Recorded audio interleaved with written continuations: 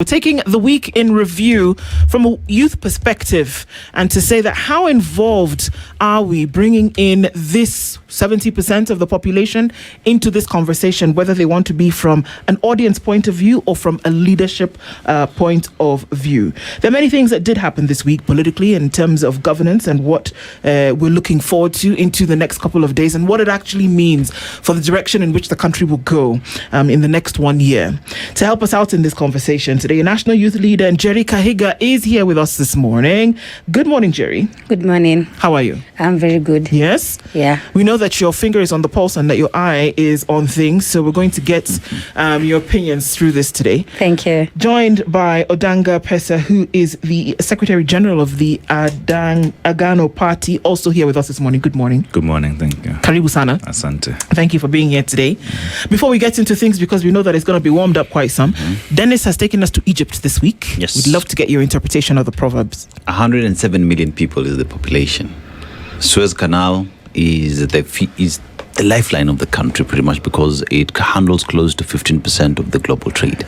But the proverb that we get from them, the beautiful is beautiful even right after rising from the sleep. How would you interpret it? Ladies, go first. Oh, okay.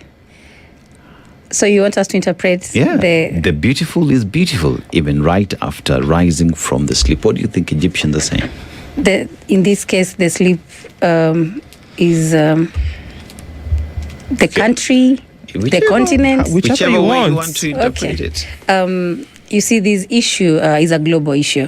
And I think that we have little to no control about it. And the people who are involved have to personally maybe figure it out and come to some maybe agreement.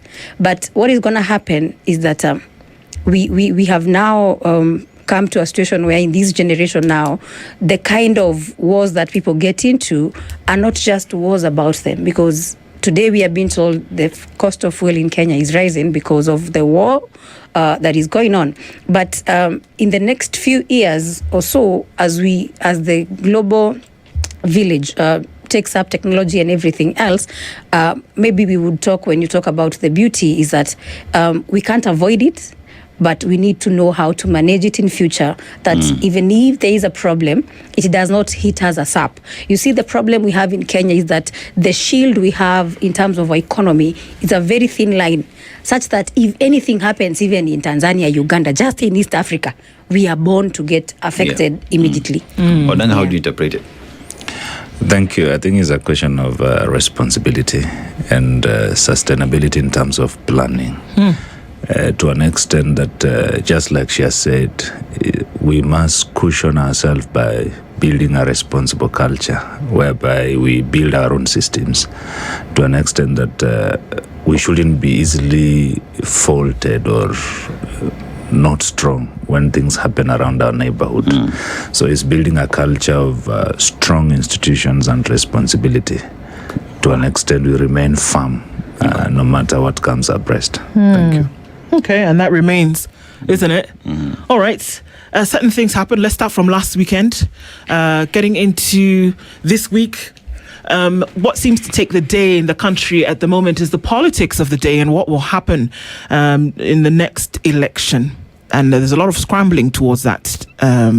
So, Njeri, from where you sit, how are things looking? Is it starting to settle or are things up in the air?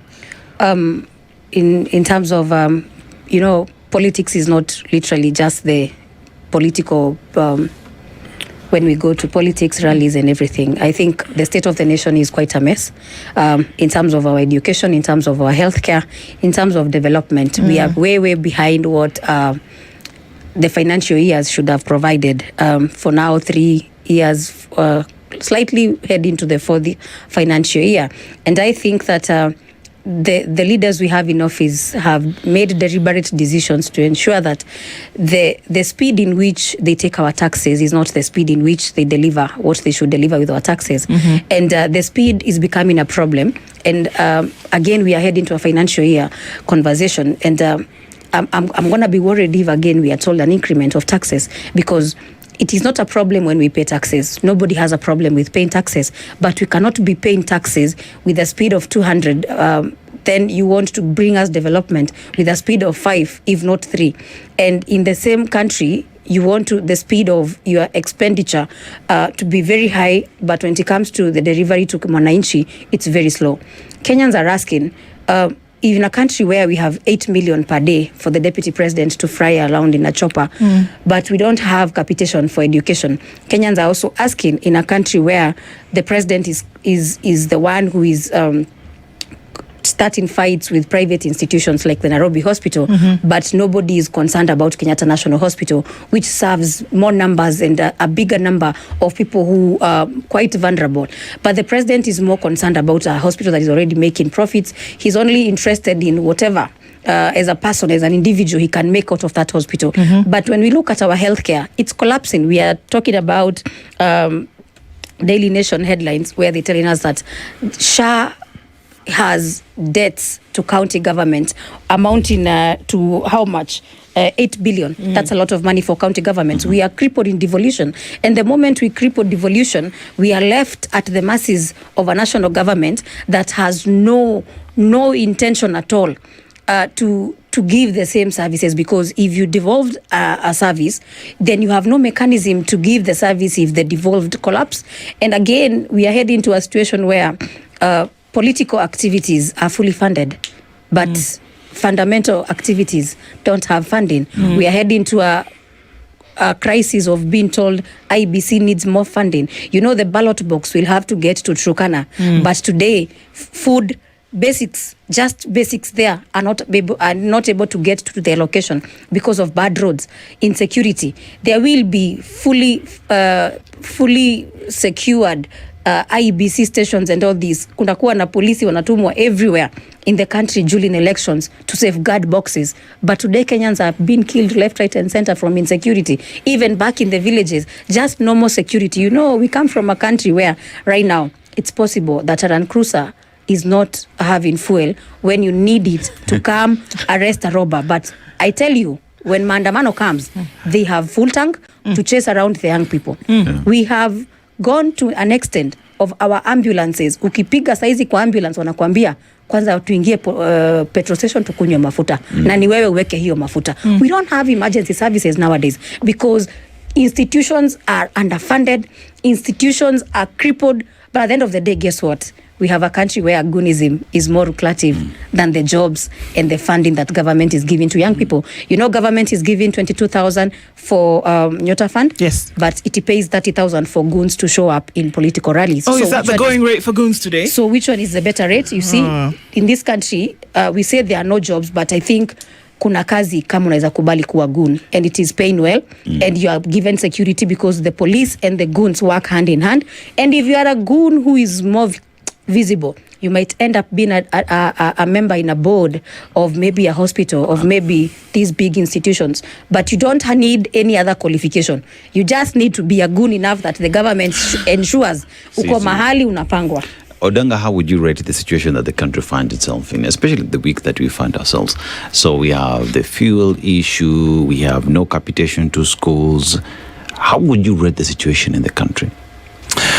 Thank you so much. I think, like I said in the beginning, you know, I'm a political scientist by profession, and we are in a country whereby politics run entirely our life. Each day we talk politics, day in, day out. And most of the time it has put us, we as Kenyans, we complain each day. Complain about the government, complain about the private sector, and also complain even about our own self. I think we are at a situation whereby there's a lot of politics going on, whereby what the young people are trying to push, maybe the government of the day is not listening to them. We are at a situation whereby we are also not sure whether the young people understand the political seasoning we are in and what they need to do as we head to the election. Because we've had issues of increase in fuel prices, we are having a lot of corruption scandals. The question we may be asking ourselves is, how did we get to where we are today?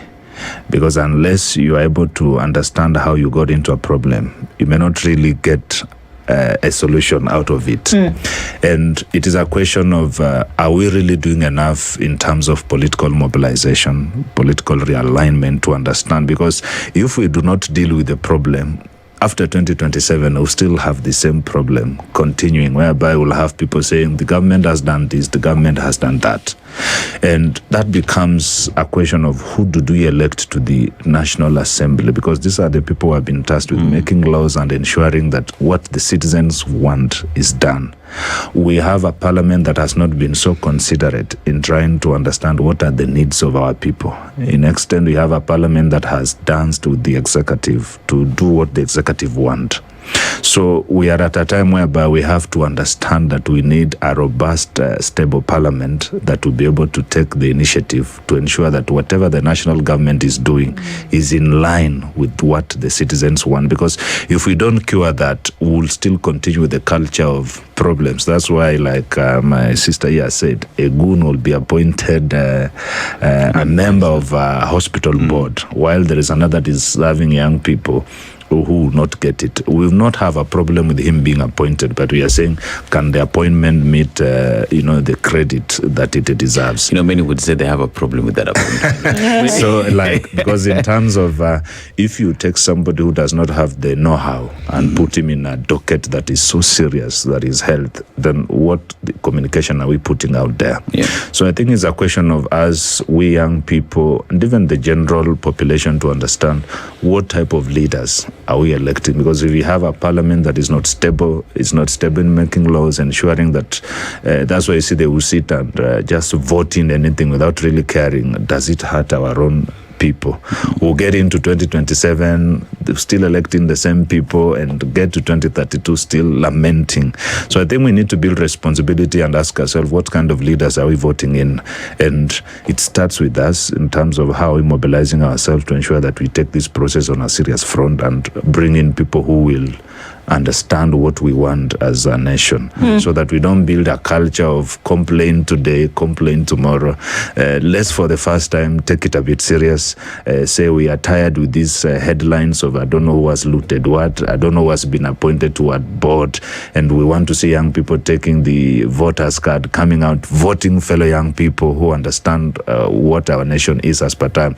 Sometimes I say we may be complaining, not knowing the people who we are taking our issues with may not really understand what is the real issue that is affecting our people today. Thank you. Is there an authentic care about these things that you speak about?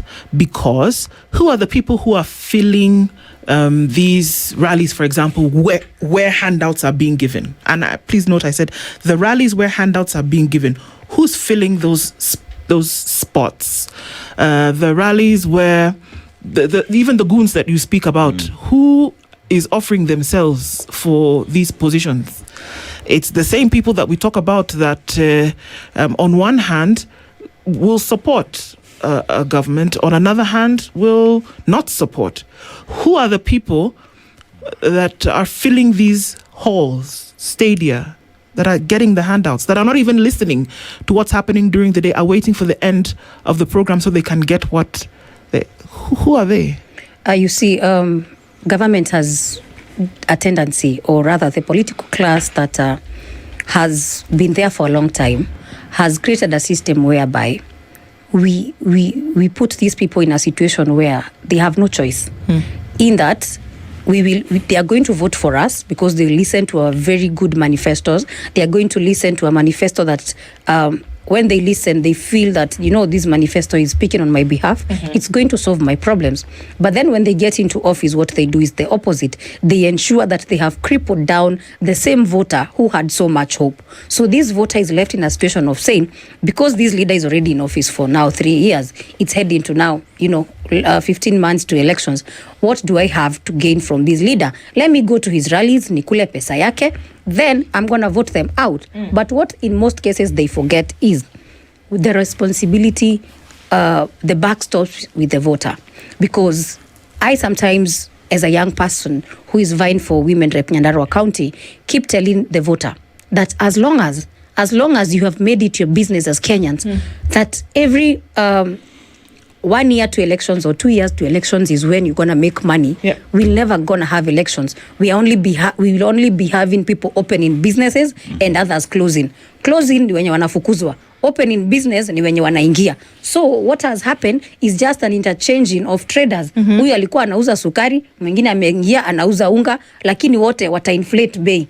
So we need as voters to understand that an election process needs to have responsibility from both the voter and the one being voted for, because unfortunately the Kenyan voter has raised the bar so high for a leader to occupy office. They have set standards very high. We need you to do this. When you go there, you need to do this. Oh, before we elect you, you need to do this. But the same voter, when it comes to what he should do as a patriotic voter, the bar is non-existent. The voter wants you, as a young person like me who is 25 years, to go through, cut through the whole of Nyandarua County.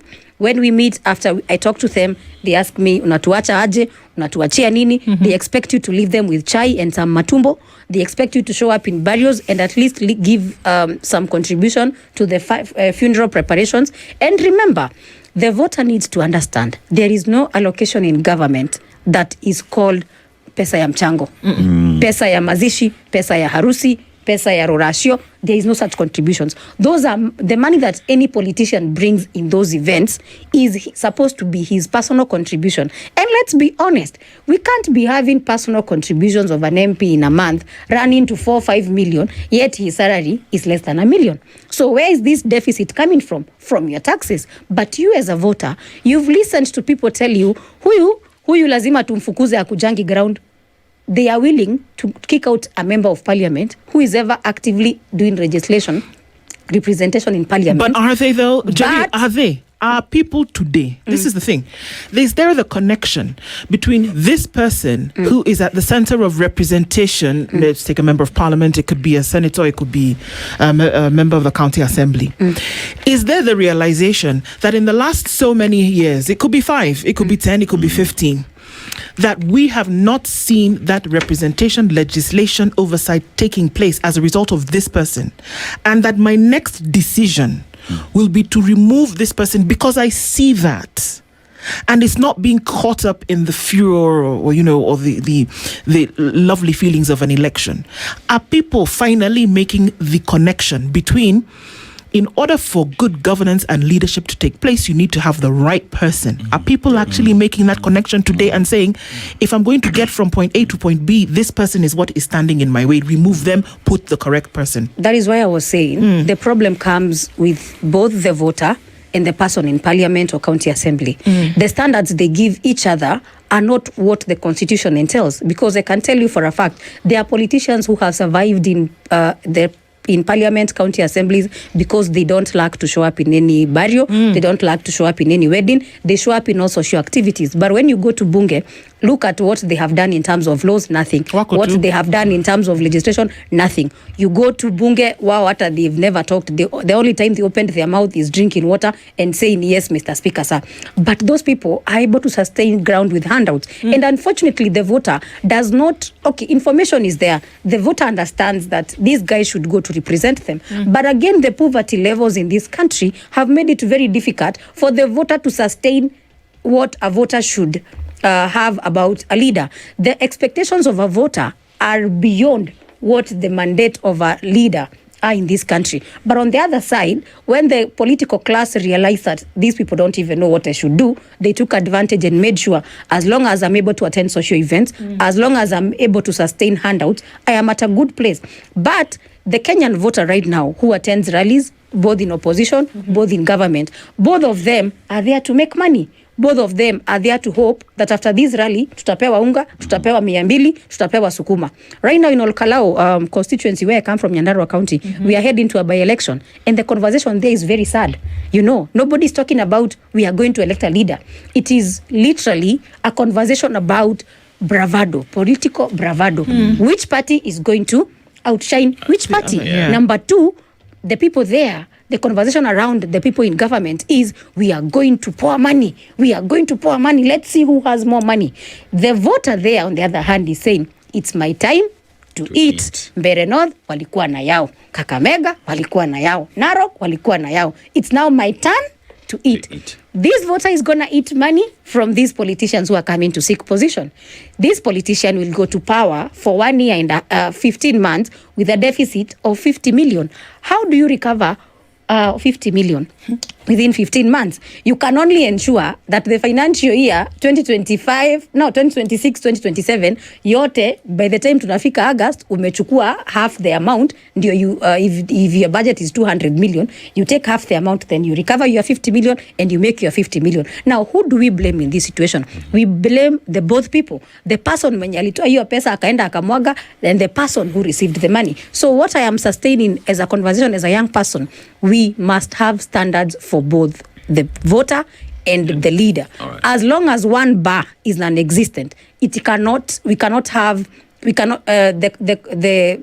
movement of the wheel is never going to be proportional. Odanga, for a very long time, it's been said that politics is a dirty game. Stay away from it, you know. And it is through such notion that you find good individuals who want to get to these positions have stayed away because it's been labeled as a bad game, you know. You're talking about young people here wanting to change the game. But to be able to change this game, it has to be done through political parties and proper organizing. You know what I mean? So are we seeing young people organizing themselves to get into these political parties, take these positions, and take the agenda down to the people to explain why they're running, why they are a good alternative, and how they're coming to change the game? Because what Njeri is highlighting will not change if good individuals do not get into these political spaces to change the story. Are these conversations the young people are having, or are young people only there to be used and be dropped immediately after the elections? Thank you for that question. Maybe before I respond to it, I wanted to, she had asked about, where is the problem? And I think I would say the problem is we, the young people. I wouldn't blame much of the political class because when you're trying to fight a system, you need to understand your own standing. I think to add up to what you are saying, we young people, I will say there's a scholar who said the African voter is the most corrupt voter.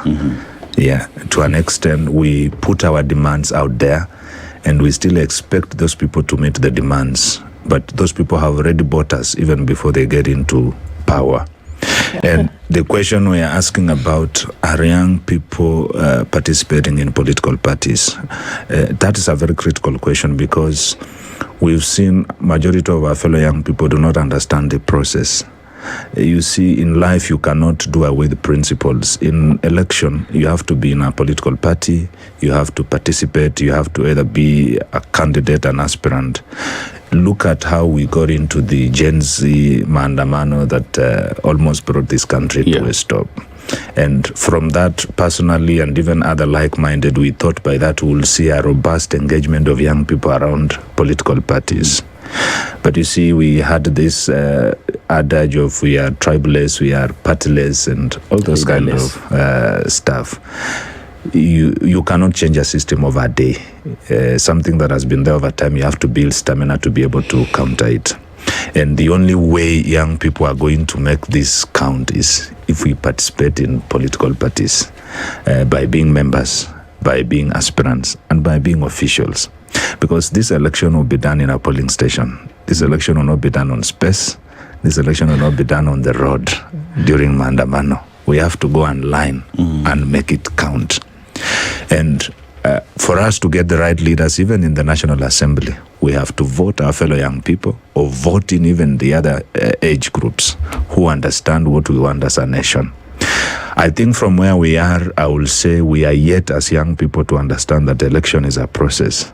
A process in the essence that we have to belong to political parties. We have to influence the decisions that are taken there for us to actively participate on the election.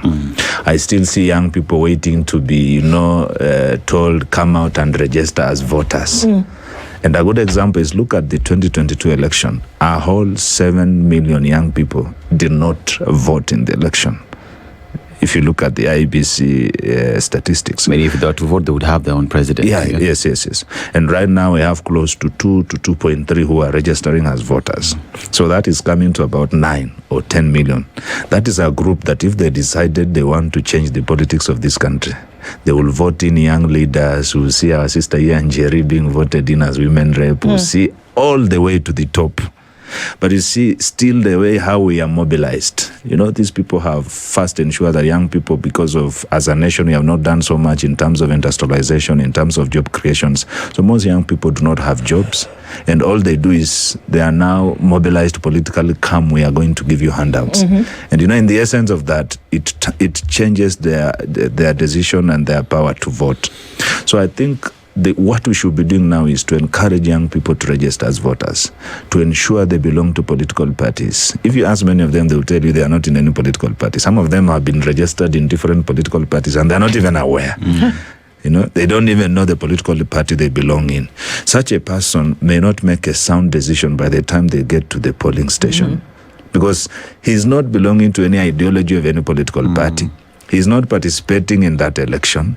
It is easy for such a person to be given 100 shilling on the voting day, and he will vote in whoever has given him that money. And that's why I've said we will still get back to the same problem. Okay. So we need to build a culture of people understanding the politics is not dirty. It's only dirty if you do not understand the process. Because even in this same nation, we have good leaders who we see making headlines, doing one or two in terms of changing their societies. So it is us understanding, do we really love our country? And if we love our country, then we'll be concerned, do I belong to a political party? For instance, I'm a young person, I'm an SG of a Ghana political party, and there's a way we are trying to align ourselves to ensure, are we giving young people the space to belong to our party, to vie with our party? Because like I told you, you can never win on the street. You can never win on space. No matter how much you do here, we have to now go to the battlefield, which is the polling station. And that entails being a member of a political party so that you understand and you have an ideology. Then you vote in somebody who, when he's in office, you will hold them accountable and say, when you are campaigning, this is the ideology you told us. Okay. But if we are left on the street and, we are left on the mandamano level, we may not really remove the system. We may not really change anything because we have not followed the process to the end. This is actually something that has been said quite often, Notanga, that in order for youth to participate in this political process and have a say in who becomes your leader tomorrow, or if you will be a leader in this space, that you must join a political party.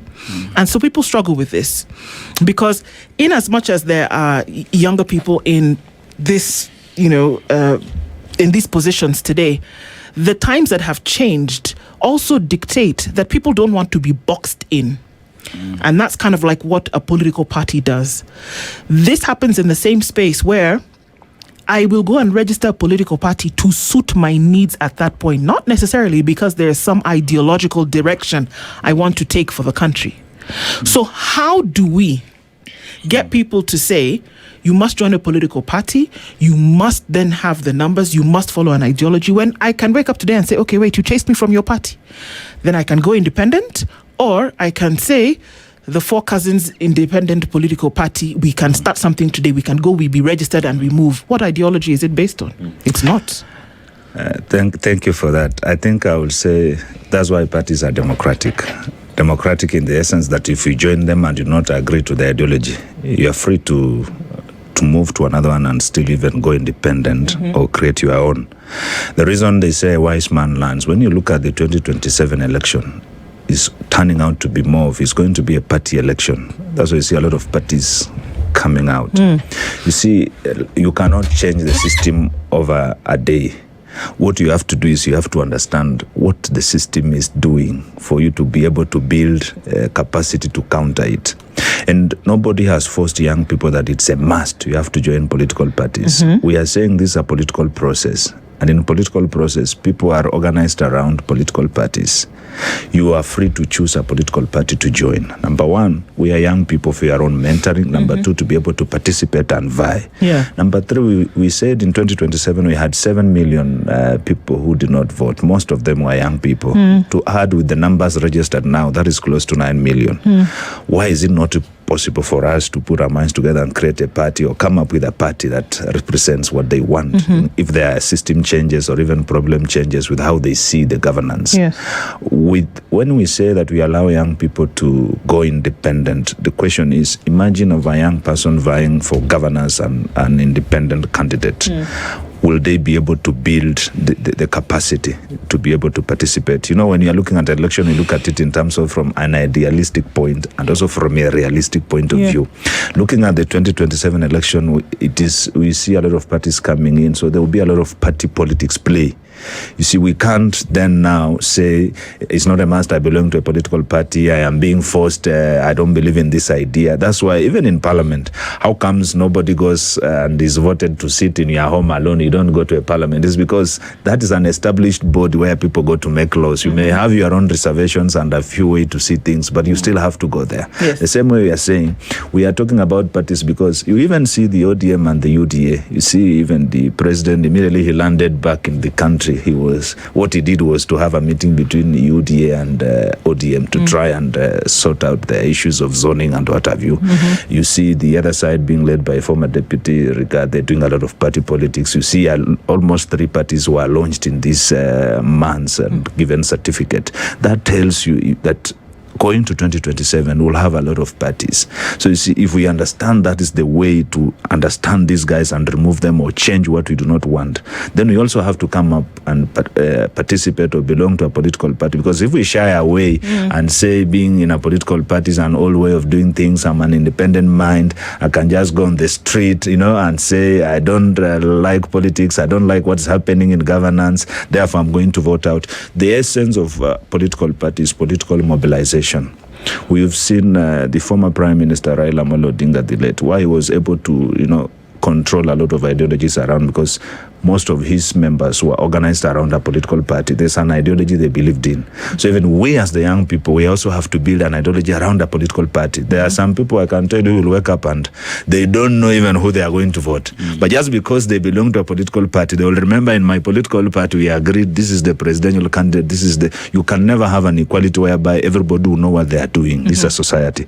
So if we leave it at an independent level, that's why we build a good move. We had the Maandamanos in June, which changed the politics of this country from a lot of tribalism to issue-based politics. But we could not sustain the momentum because we lacked a tool of mobilization. For us to get these young people to come out, fellow young people, and vote, we must have a mobilization tool. That is why the political party comes in, so that we are united with ideology. When I look at my sister Njeri, I have not even cared too much to ask her which political party she belongs. But there are issues she's talking which resonates with what I believe in as a person. If we belong to a political party, which is one, it will be easy for us to get others like minds to come and join us to push together. But if we stand on our own, each person is independent, it will be hard to build that momentum. Thank you. Njeri, there is a position that has been said for a very long time. The political parties that we have today are being run by individuals who've been there for 50, 60. They've been there long enough not to want any change to happen, And the young people, with where they find themselves, starting from 2024, 2025, 2026, Niko Kadi campaign, look at the organizing that the young people are doing. But with that organizing and the political parties that do exist today, do young people have a stake? Or are they there again to just tick boxes? Have young people positioned themselves as those that want to change the agenda and how these parties are being run? Or are they just there again to say, chama yetu imeleta vijana, but vijana wako pale kuangaliwa, sio kusikizwa? First of all, I'm a member of DCP party that is led by Rigathi Gachagua. And as a member of DCP party, I didn't just join DCP party one morning. I listened to the people of Nyandarua and they told me, you can be a good women rep, but our ideologies and the people who are pushing our issues and raising our concerns, we see them more in DCP party. And as a person who wants to lead people, you have to lead people from where they want. You can only, you see, democracy is about numbers. And unfortunately, we are not told which numbers, they are just numbers. So if the numbers in my county as a young person are leaning towards this political party, I need to ensure that I join the party.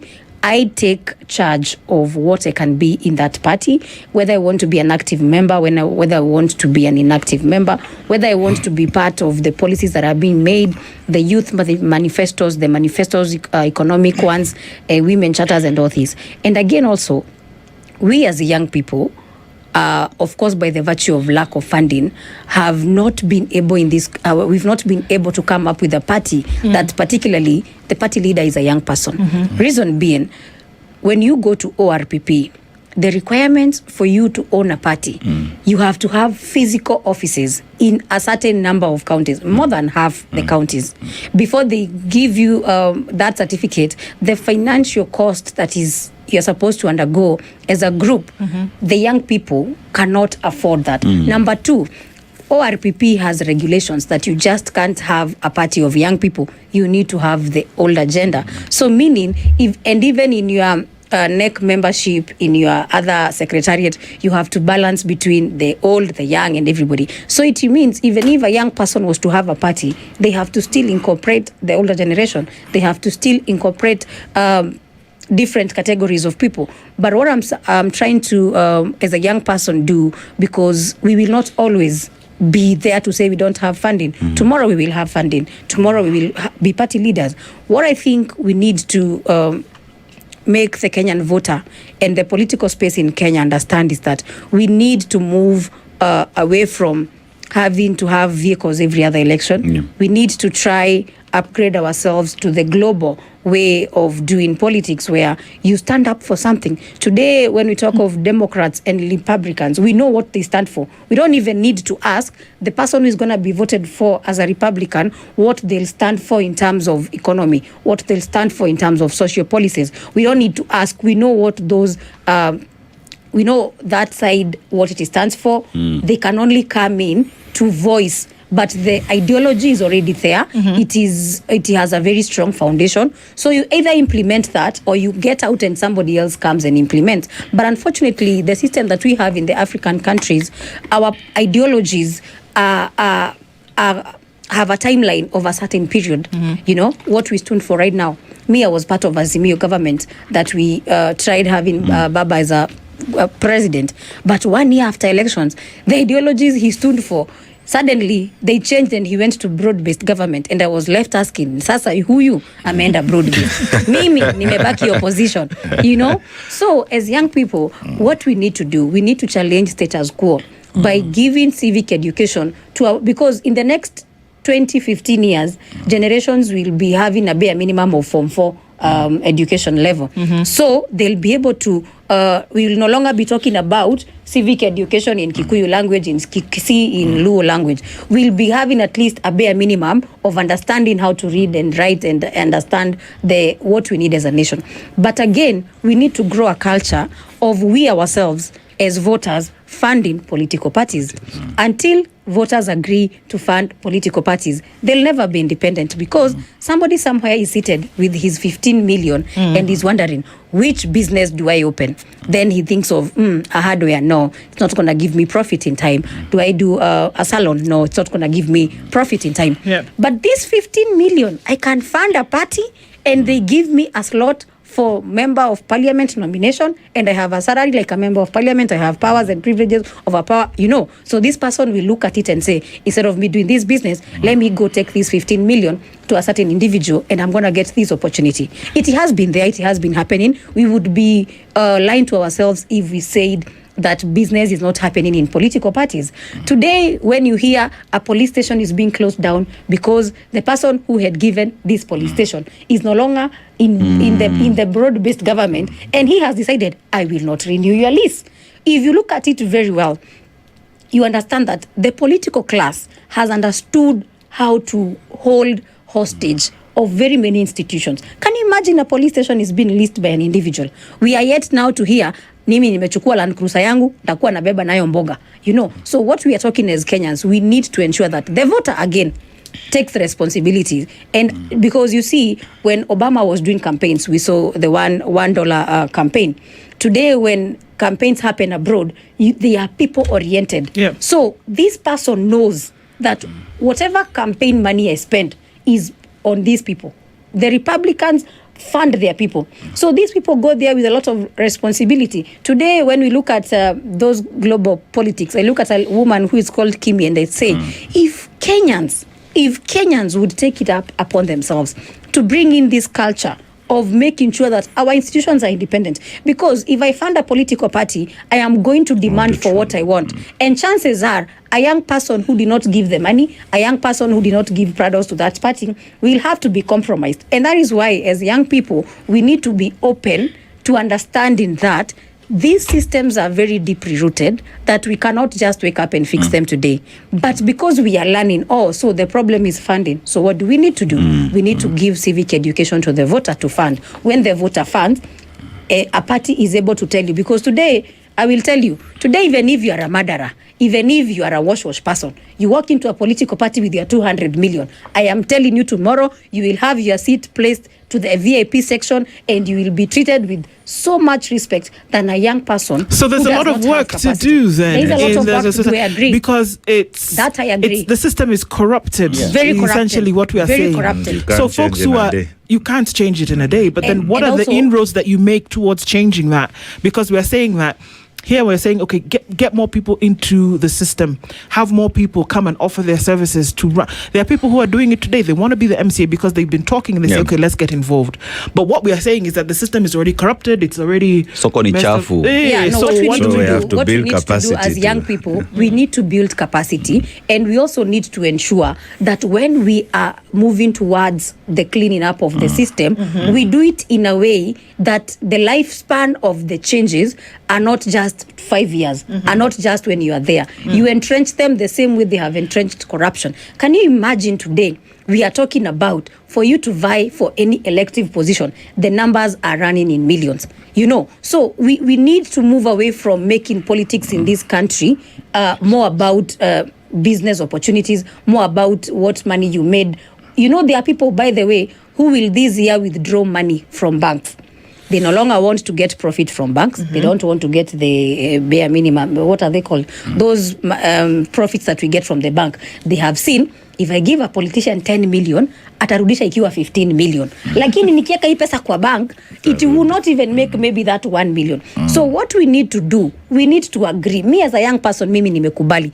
There's a lot of work that needs to be done. But also, again, we need to amend our political parties' acts. We need to ensure that we as Kenyans have the knowledge, and we have leaders in parliament who can hold political parties into accountability. Because today we are talking about somebody was nominated by Jubilee Party, but you'll be seeing them attending PG, the UDA. Somebody was brought into office with ODM, but you will see them in rallies, the DCP. We need to have accountability. Why? Because Why does that happen? Will be done to them. So it Nothing doesn't, will be done because to what them. you're saying that it doesn't really, these political parties that Odanga is telling us we must join, it doesn't matter, because you can be a member of a political party, DCP, but then you're going to go for an ODM rally tomorrow and you're going to be shouting the slogan of that particular party. So it doesn't matter. You see right now, as we speak today, the political parties, the institutions in this country, not only political parties, parliament, county assembly and everything else,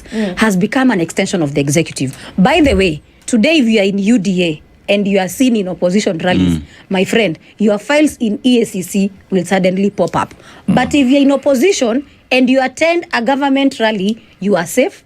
You will even be funded. You'll even be enticed to continue doing that. So what we need to change is this extension of executive into public institutions. The moment it's no longer about, the moment I am taken to parliament by DCP party and DCP party understands that I need to be a DCP member in terms of what I do in parliament, in terms of what I do for my people to the end.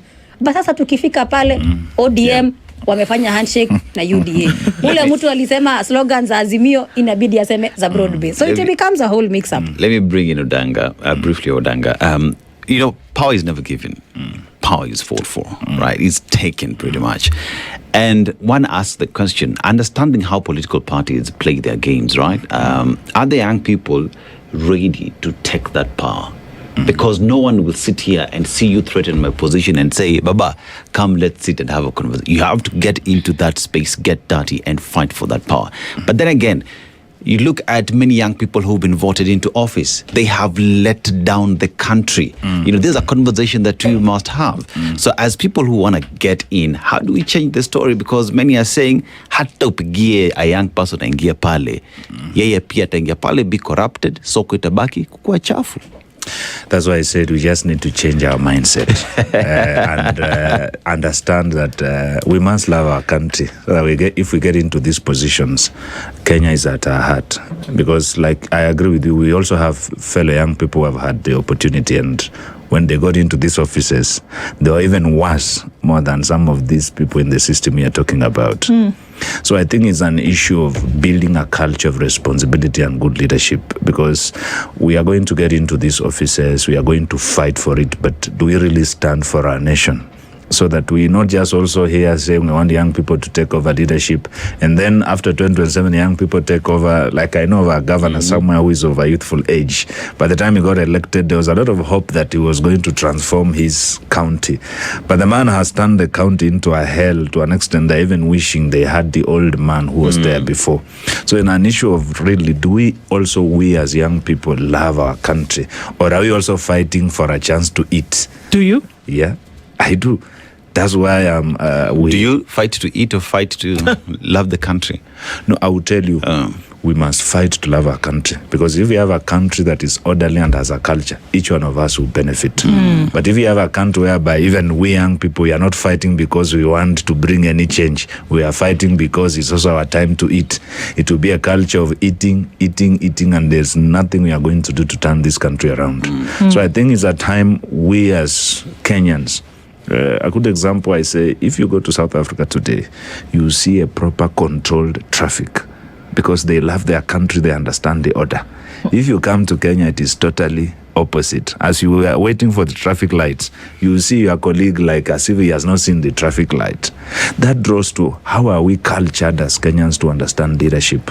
Because you will find a situation whereby young people will also make noise. We have young people who have been elected into very critical positions, but they have ended up even doing worse than the predecessors who are there of a different age group. So I think what we are asking for and what we need to do as young people is we also need to understand what is leadership, what are we stepping into, and what do we want to achieve, so that we don't step in and, because most of these old guys keep saying young people cannot be trusted with leadership. You entrust them with leadership, they will turn out to be more worse. And if you look at the 2022 parliament, has a good number of young people in terms of representation of members of parliament. We've not seen them come out aggressively to push for bills and agendas that will secure the jobs of our fellow young people. So that brings the question is, are we also prepared to take up the mandate of being great leaders and bring the change? Or are we looking for the time to also join in and enter and eat? Or if they're coming out, they're few in number. I mean, we can't run away from the likes of Njeri Minor, who is really pushing for some things and doesn't sleep on and we're not applauding her because it's her job. She said she was going to do it, but we can't also run away from the recognition that it deserves to say that, well, there's somebody who came out as a young person and said, I'm going to do this, and is actually doing it. Our time runs out, but I mean, it's clear from these conversations that certain things have come into the public arena that cannot be hidden anymore. Do you love your country? Are you ready to fight for it? Well, here's an opportunity to do just that. Thank you both for being here with us this morning. National Youth Leader, she's with the DCP party, Njeri Kahiga, joined by the SG of the Agano party, Odanga Pesa. Thank you very much. You're welcome. Looking forward to the next time. Good morning. This is the Situation Room, the only way to start your day.